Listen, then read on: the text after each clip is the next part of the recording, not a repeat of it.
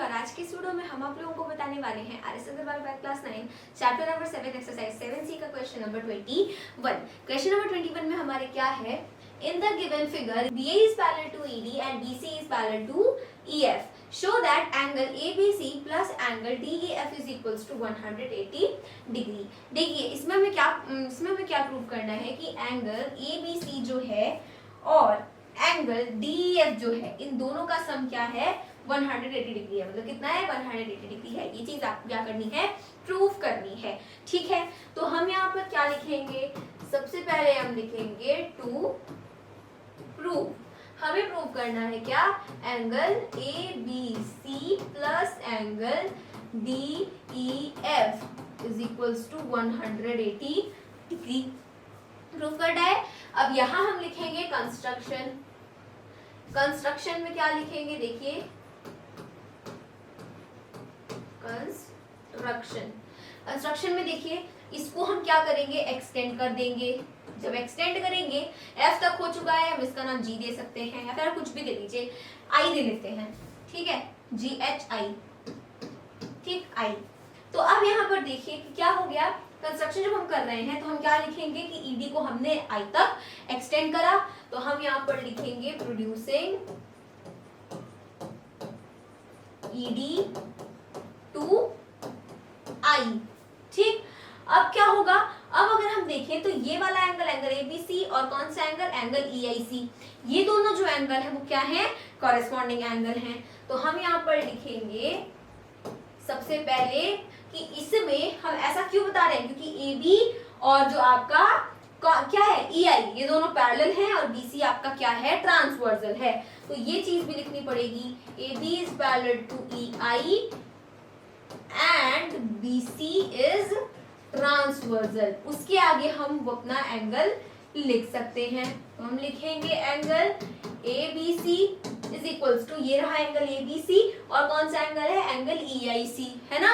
तो हम यहाँ पर लिखेंगे एंगल EIC। जरूरी नहीं है मैंने आई दिया तो आप भी आई ही दीजिए, कोई भी आप दे लीजिए A to Z, बस कहाँ तक, F तक को छोड़ करके। ठीक है, उसके आगे आप कोई भी नाम दे सकते हैं। तो इसको इक्वेशन नंबर 1 सपोज कर लिया। ऐसा इसलिए किया क्योंकि ये क्या थे, कॉरेस्पॉन्डिंग एंगल्स थे। ठीक है, अब वैसे ही आपका ये क्वेश्चन नंबर 1 हो गया, इसको हमने सपोज कर लिया कि ये दोनों क्या है भाई, इक्वल हैं। अब अगर हम देखें तो यहाँ पर EF और BC भी पैरेलल है। तो अगर EF और BC पैरेलल है तो आपका EI कैसा एक्ट करेगा, ट्रांसवर्सल की तरह एक्ट करेगा। तो अगर ये वाले आपके पैरेलल हैं और ये ट्रांसवर्सल है, तो ये एंगल और ये एंगल क्या होंगे, कोइंसिडेंट एंगल होंगे, जिसका फुल फॉर्म है कॉन्सेक्यूटिव इंटीरियर एंगल, सिंपल है।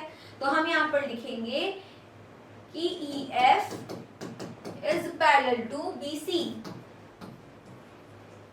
एंड क्या है आपका EI इज ट्रांसवर्सल, है ना। EI क्या है आपका, ट्रांसवर्सल है। अब हम क्या लिखेंगे, एंगल क्या हो जाएगा, एंगल IEF प्लस एंगल कौन सा हो गया, EIC plus angle EIC equals to 180 degree. इसको इक्वेशन नंबर 2 सपोज कर लेंगे क्योंकि ये आपके को-इंटीरियर एंगल्स हैं। अब क्या होगा, फ्रॉम इक्वेशन 1 एंड 2। अब जैसा कि आपको पता है, मान लीजिए ये दोनों मतलब मान लीजिए 10 डिग्री है, ठीक, ये 10 डिग्री है। मैंने बोला कि ये दोनों क्या है, इक्वल है, तो ये भी 10 डिग्री हुआ। अब मैं कह रही हूँ कि इन दोनों का सम 180 है, तो अगर ये दोनों इक्वल है, मतलब मान लीजिए ये 10 है, ये 20 है, 10 प्लस 20, ये दोनों आपके क्या है, 30 हो रहे हैं। अब मैं क्या बोलूँ कि ये दोनों इक्वल है, तो ये भी 10 हो गया, तो 10 और 20 वो भी तो 30 होगा। समझ आया आपको कॉन्सेप्ट, बिल्कुल वही कॉन्सेप्ट है जो आपका क्वेश्चन नंबर 20 में था। तो वही हम यहाँ पर लिखेंगे फ्रॉम इक्वेशन 1 एंड 2। अगर हम ये लिख पा रहे हैं कि angle IEF plus angle EIC जो है आपका, वो इक्वल्स टू, वो क्या है, 180 डिग्री है। कैसे, फ्रॉम इक्वेशन 2 से, है ना। तो अगर मैंने यहाँ लिखा है कि angle EIC is equals to angle ABC, तो मैं इस EIC को रिप्लेस करके एंगल IEF प्लस कौन सा एंगल, IEF कहाँ गया आपका, एंगल IEF IEF, हम इसका नाम DEF दे सकते हैं। मेरे यहाँ पे एंगल DEF आ जाएगा। जैसा क्वेश्चन में वैसा ही करना चाहिए। हम यहाँ पर D लिख देंगे,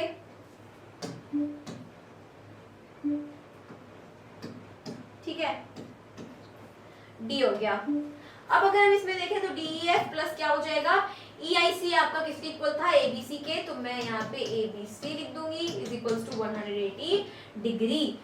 तो ये हमारा हो गया हेंस प्रूव्ड, ठीक है।